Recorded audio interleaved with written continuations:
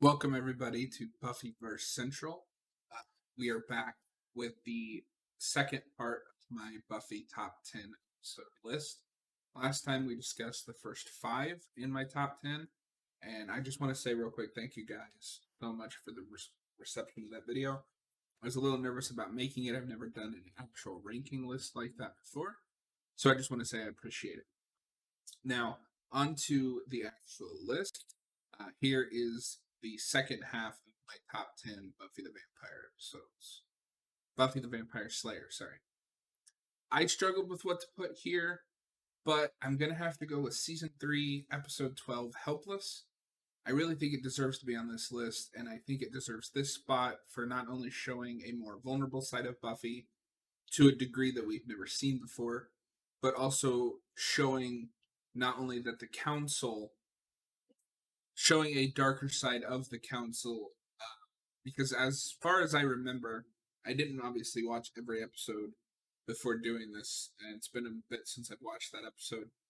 Before this episode, they were kind of just like the mysterious good guys that worked in the background to recruit and train slayers.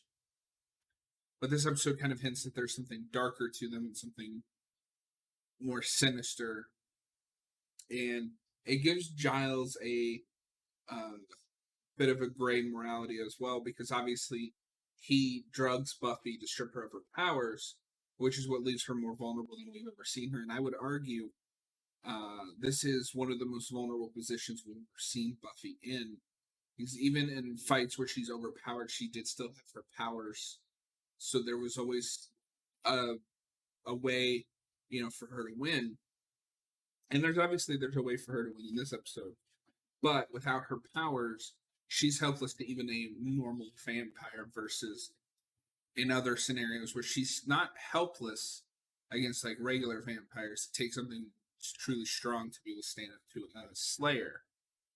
Sarah Michelle Gellar does a wonderful job portraying a more helpless Buffy, and Anthony Stewart Head, as Giles, does a really good job as the conflicted mentor who is torn between his duty and his affection for Buffy. And this goes further in showing over, the course of the previous 2 seasons and up to this episode, Giles has really come to care for her and really starts that shift from a mixture of parental figure and authority figure to pure parental figure. Obviously, she still comes to him for advice and for help, but he, after this episode, is no longer her watcher. Obviously, setting up future events. I don't want to spoil it too much, but I do want to say, and I should have said this at the beginning, so I apologize for that. There will be mild spoilers for the episodes that we are talking about today. This is directed by James A. Contner and was written by David Fury. David Fury is a regular on Buffy.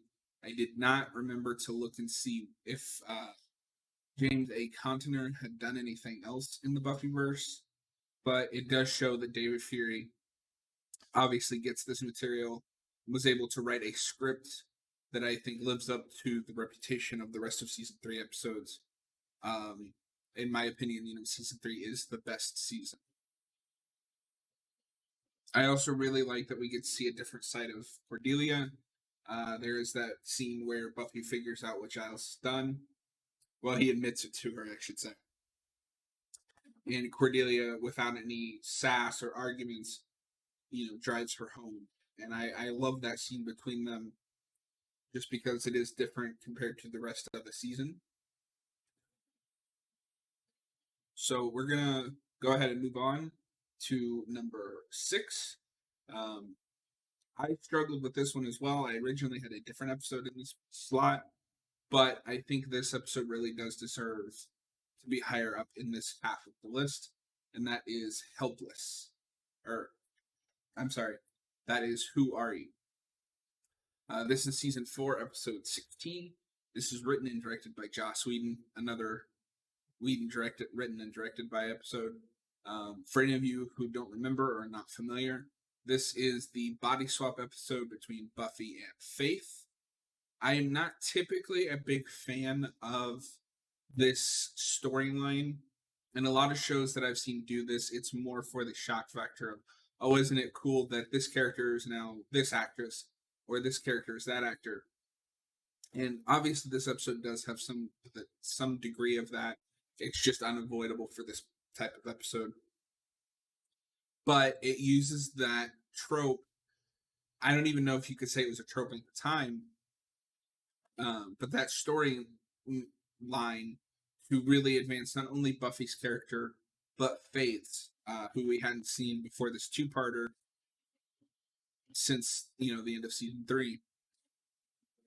And what really makes this episode stand out is Sarah Michelle Gellar and Eliza Dushku's performances. Um, they nail being each other in a way I don't see in a lot of episodes like this. And watching Sarah Michelle Gellar play Faith or play Eliza Dushku going through basically the beginning of a downward spiral, I think is a tremendous showcase of Sarah Michelle Gellar's acting, while also I have to give huge kudos to Eliza Dushku for being able to nail Buffy's mannerisms and way of speaking and all of that. So overall, just a very strong episode, and it sets up one of my favorite episodes, Angel. For anyone who does not know, this is a two-parter on Buffy, and then leads into a two-parter on Angel. I typically consider this a 4-part crossover between the two shows. But yeah, highly recommend this episode. But it is very, rooted in the ongoing arcs of all the characters. If you guys have seen any episodes like this that use this trope well, please let me know in the comments below. I would love to see more of them done well, because I do think this can be quite not a fun episode plot while also progressing character.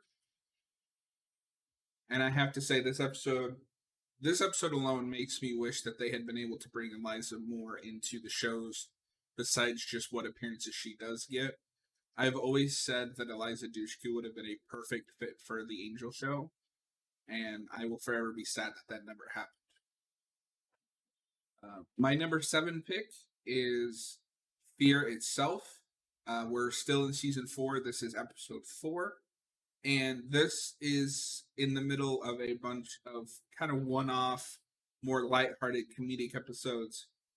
But what I think really sets this apart from some of those is not only is it building on the characters and kind of revisiting the idea from season 1, episode 10, I believe, of exposing, their deepest and darkest fears. It does so in a way that's both funny and horrifying, while also showing how much these characters have progressed. Specifically, I go to Xander, because he's the one I can remember from the season 1 episode, where his greatest fear went from being clowns to being basically invisible. And I think that that's something you see kind of build in him, where he comes to rely on Buffy and Willow as his friends, versus just being friends with Willow and kind of having a sisterly bond with her. The reveal at the end, I think, is another thing that really sets this episode apart. Having the fear demon be what it is in the episode is a really funny reveal. And what I think works most about it is it's subverting your expectations, but not in such a way that it's disappointing by the end. It subverts them in a way that makes the audience and the characters kind of laugh.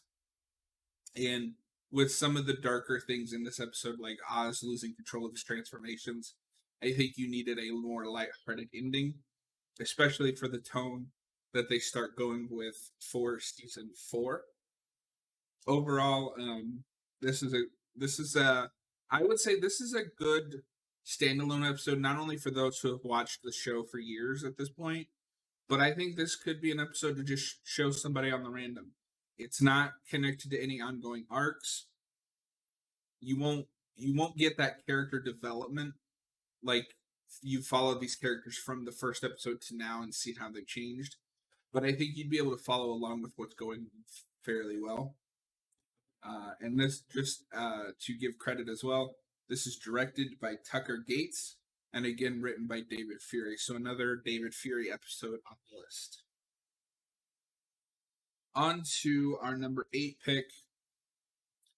I wasn't sure how controversial this pick would be, because not because it's on the list, but more so because it's lower on my list. But number 8 is School Hard. This is the second episode, or excuse me, I've got that backwards. This is the third episode of season 2, and it is definitely a classic. It introduces Spike for the first time, who becomes a recurring character all the way through the show's end. And I almost wish it was higher on the list, but when I was going through the list, the script that I had written with the list and why I think each episode should be on here, I couldn't justify moving it up. So it's going to stay at number 8. I know Spike is a fan favorite, and I definitely think he is what the show needed, especially after season 1's big bad, in my opinion, was ultimately kind of disappointing. I love the Master, but he is definitely one of the weaker Buffyverse villains. So bringing in someone like Spike, who is set up to be the big bad, obviously, at least for the first half, if you've seen season 2 and know what happens, was a smart idea. I tend to think Spike is overrated personally, but he is great in this episode, and I think this might be his best episode as a bad guy. I'm not 100% sure on that, but just from what I remember of that first half of season 2, he is this is definitely one of his best episodes. This is directed by John T. Kretschmer. I probably mispronounced that. I apologize. And is written by Joss Whedon and David Greenwald. The credit, I believe, was teleplay by David Greenwald, and then Joss and David wrote it together. Feel free to let me know if I'm wrong in the comments below. The basic premise of this episode is during a PTA meeting, Spike and a bunch of vampires invade the school, and it first serves to put not only Buffy's personal life, but her Slayer life in danger of crossing over, which obviously, because Buffy is a superhero, she tries to keep those two lives separate. And you get a lot of fun interactions with Joyce and Buffy, and Joyce and her Principal Snyder, as well as Angel and Spike, and you kind of get a hint, at their backstory, and Angel and Xander. Overall, very good episode. And again, this is one I think you might be able to watch just in a bubble. Like, if you don't know anything about it, about Buffy or Angel, this does a good enough job at being standalone while also setting up for Spike to be in the show more. So if you're looking to show somebody some Buffy episodes, not the worst place to start. My number 9 is Tabula Rasa. This isn't the first or last amnesia plot in this show, or either show, but I really do like this one probably the best out of any of them. This is season 6, episode 8, coming right after the best episode in the show, in my opinion, Once More the Feeling. This is about the gang losing their memories because of a spell that Willow did. I like that it plays the amnesia for comedy, and it is legitimately funny comedy, I think. All of the actors and actresses do a really good job of playing it for comedy. And you get stuff like, Spike thinking he's Giles' son, Randy. What truly elevates this episode, though, in my opinion, is not only do you get the comedy, but the comedy leads way to tragedy. And it's interesting, having an episode that plays both sides of that coin, because obviously in many plays and things, comedy and tragedy are two sides of the same coin. I probably butchered that phrase. I apologize. I'm bad with phrases. And this really progresses Willow's arc in this season with dealing with magic addiction. And I think, in my opinion anyway, to a degree, her overall arc starting from season 1 to now is built up here with the magic addiction. I know that that's been a controversial plot point for some. If you don't like that plot point, I'd be fascinated to know why, and I'd love to have a conversation about it. feel free to let me know in the comments below. And seeing Tara break up with Willow hurts my feelings every time. This is written by Rebecca Rand Kirchner and was directed by David Grossman. I believe this is the first time either of those guys have been on this list. So yeah, really good episode. Not the most beginner friendly.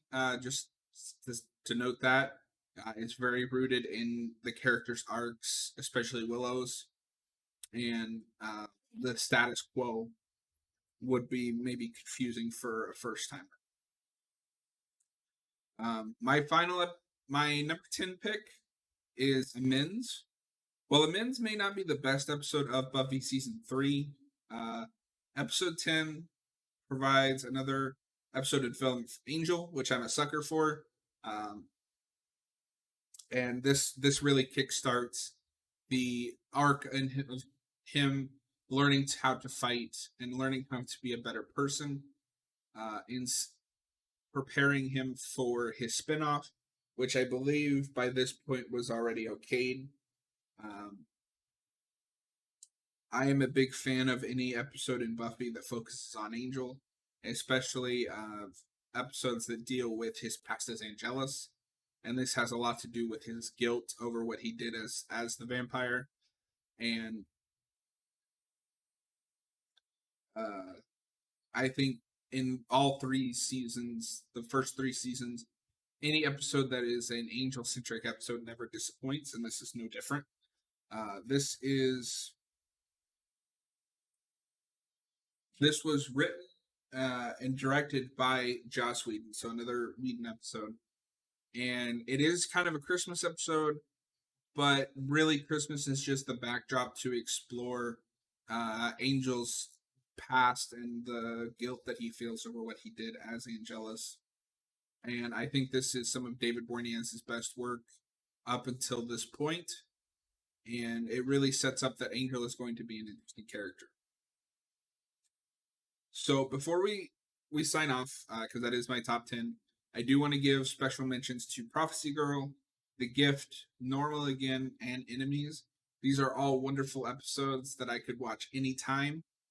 It was hard to leave them off the list, but just looking at the episodes that I have and where I have them, this is the only place that I can find them. They don't quite make my top 10, even though they are all wonderful episodes. I would love to know your guys' opinion on this list. If you haven't watched part 1, I will put a link in the description below. And I would love to know your guys' own personal top 10s. Feel free to leave a comment below. And let me know if you would rather see a worst episode list for Buffy or a best episode list for Angel first. Because those are both things that I've been thinking about doing. Thank you guys for watching. And if you liked this video, please hit that subscribe button and throw me a thumbs up. It helps a lot. And I will see you guys on the next video.